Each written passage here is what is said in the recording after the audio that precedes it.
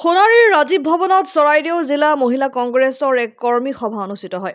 সভাখনত অসম প্ৰদেশ মহিলা কংগ্ৰেছৰ সভানেত্ৰী মীৰা বৰঠাকুৰ উপস্থিত আছিল। অনুষ্ঠানত চৰাইদেউ জিলা কংগ্ৰেছৰ বিষয়ববীয়াসকলৰ লগতে সহস্ৰাধিক দলীয় কৰ্মীও অংশগ্ৰহণ কৰে। সভাত মীৰা বৰঠাকুৰে কংগ্ৰেছ দলটোক শক্তিশালী কৰাৰ বাবে দলীয় কৰ্মীসকলক একগোট হৈ কাম কৰাৰ আহ্বান জনায়। তেখেতে আগন্তুক বিধানসভা নিৰ্বাচনত সোণাৰীৰ সমষ্টিটো দখল কৰাৰ বাবে ৰাইজৰ মাজত থাকি কাম কৰি যোৱাৰ প্ৰয়োজনীয়তাৰ ওপৰত গুৰুত্ব আৰোপ কৰে। সভাত উপস্থিত কৰ্মীসকলে দলীয় সংগঠনক শক্তিশালী কৰাৰ লগতে ৰাইজৰ সমস্যা সমাধানৰ বাবে কাম কৰাৰ সিদ্ধান্ত লয়। আগন্তুক নিৰ্বাচনত কংগ্ৰেছ দলে বিজয়ী হোৱাৰ বাবে সকলোৱে একেলগে কাম কৰিবলৈ প্ৰতিশ্ৰুতিবদ্ধ হয়।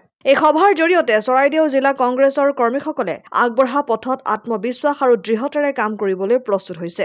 সভাত চৰাইদেউ জিলা মহিলা কংগ্ৰেছ সমিতিৰ সভানেত্ৰী ৰুণু সন্দিকৈ, চৰাইদেউ জিলা কংগ্ৰেছৰ সভাপতি উৎপল গগৈ, জিলা কংগ্ৰেছৰ সাধাৰণ সম্পাদক নৃপেন কোঁৱৰ, মাহমৰা ব্লক কংগ্ৰেছৰ সভাপতি কেশৱ গগৈ আদিকে ধৰি বহু কেইজন বিষয়ববীয়া উপস্থিত থাকে।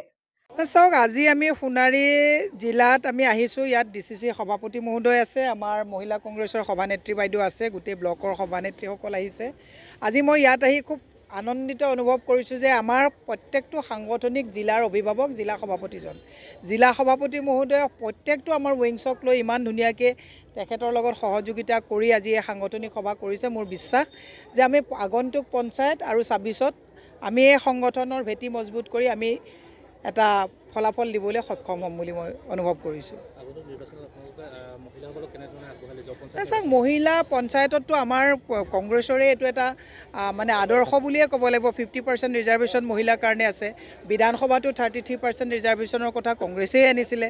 গতিকে মই মহিলাসকলক এটা কথাই কৈছোঁ, 33% ৰিজাৰ্ভেশ্যনটো আমাৰ ফালৰ পৰা থাকিব, কিন্তু ৰাজনৈতিকভাৱেও আমি পৰিকল্পনা কৰিব লাগিব, প্ৰস্তুতি ল'ব লাগিব।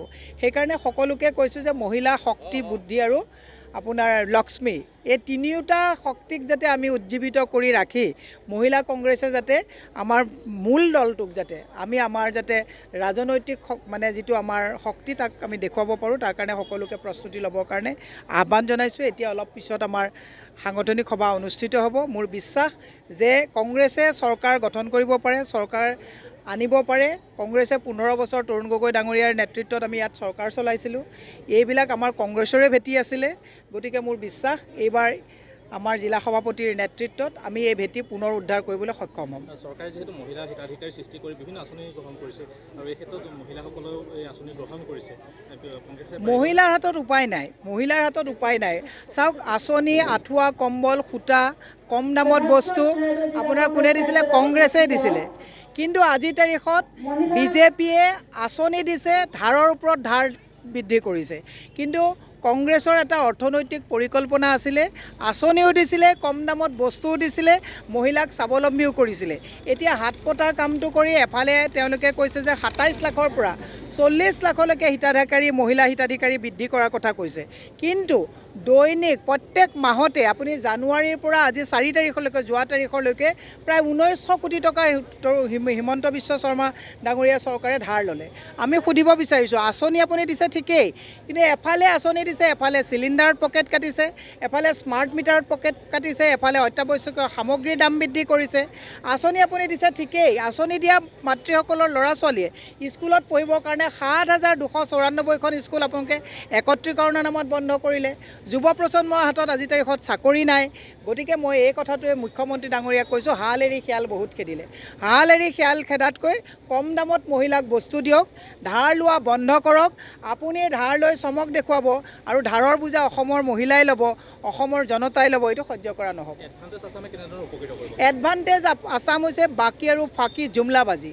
যোৱাবাৰৰ যিখন এডভান্টেজ আছাম আছিলে, সৰু সজাইত প্ৰায় ১০০ কোটি টকা পেণ্ডেলত খৰচ কৰি এডভান্টেজ আছাম কৰি টুইন টাৱাৰ বেলতলাত কৰাৰ কথা কৈছিলে। টুইন টাৱাৰ আপোনালোকে ক'ৰবাত দেখিছে নেকি? গতিকে মুখ্যমন্ত্ৰীক কৈছোঁ, আগৰ ৰিপৰ্ট কাৰ্ড দিয়ক আপোনালোকে। মেট্ৰ' ট্ৰেইনৰ নামত ৪০০ কোটি টকা আহিল। অশোক সিংহলে বেংকত ইণ্টাৰেষ্ট দি পেলাই এই মেট্ৰ' ট্ৰেইনৰ নামৰ পইচা আত্মসাৎ কৰিছে তেওঁলোকে। গতিকে আমি কৈছোঁ, আগৰ আপোনালোকে ৰিপৰ্ট কাৰ্ড দিয়ক। আৰু এতিয়া উজনিত বাহাৰ পাতিবলৈ আহিছে।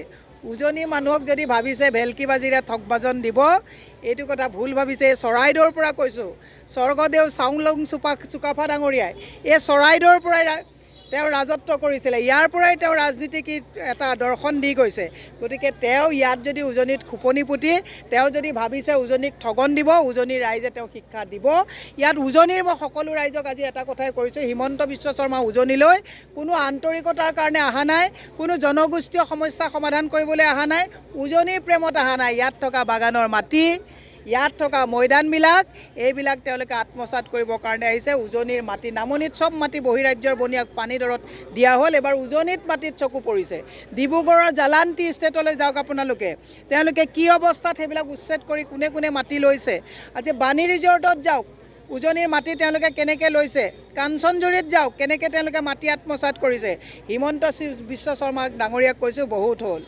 এতিয়া ৰাজধৰ্ম পালন কৰক আৰু উজনিৰ ৰাইজে এইবাৰ হিন্দুৰ কথা তেওঁলোকে কয় মই এটা শেষত আপোনালোকে নুসুধা প্ৰশ্ন কৈছোঁ তেওঁলোকে আজি মহাকুম্ভত যিবিলাক মানুহ মৃত্যু হৈছে তেওঁলোকে কৈছে সৰু ঘটনা 1954 চনত যেতিয়া মহাকুম্ভত 500 মানুহৰ পদপৃষ্ঠ হৈ পেলাই মৃত্যু হৈছিলে আমাৰ মাননীয় প্ৰধানমন্ত্ৰী জৱাহৰলাল নেহৰুৱে তাত গৈ পেলাই সৰজমিন তদন্ত কৰি সেইসকল মানুহৰ প্ৰতি তেওঁ কি কৰিছিলে সহমৰ্মিতা প্ৰকাশ কৰিছিলে তেওঁলোকক সাহায্য প্ৰদান কৰিছিলে আৰু আজি কুম্ভত মানুহ শ হাজাৰ মানুহৰ যে তাত মৃত্যু হৈছে বাতৰি যোনে দেখুৱাব গৈছে সি নিৰুদ্দেশ হৈছে আজি তাৰিখত মৃতদেহ লুকুৱাই ৰখা হৈছে আজি তাৰিখত আমি এই কথাবিলাক ক'লে কয় যে আমি মুছলিম পাৰ্টি বুলি ক'বলৈ বিচাৰে মই সেইকাৰণে কৈছোঁ যে হিন্দু খাত্ৰেমে এতিয়াহে আছে যে হিন্দুসকলে আজি কুম্ভ মেলাত তেওঁলোকে স্নান কৰিবলৈ গৈ পদপৃষ্ঠ হৈ মৃত্যু হৈছে আৰু হেমা মালিনী তেওঁলোকৰ সাংসদে কৈছে বড়া এৰেঞ্জমেণ্ট মে ছোটা মোটা কুই ঘটনা হোতা হে 1000-2000 মানুহ মৰাটো যদি ছোটা মোটা ঘটনা হয়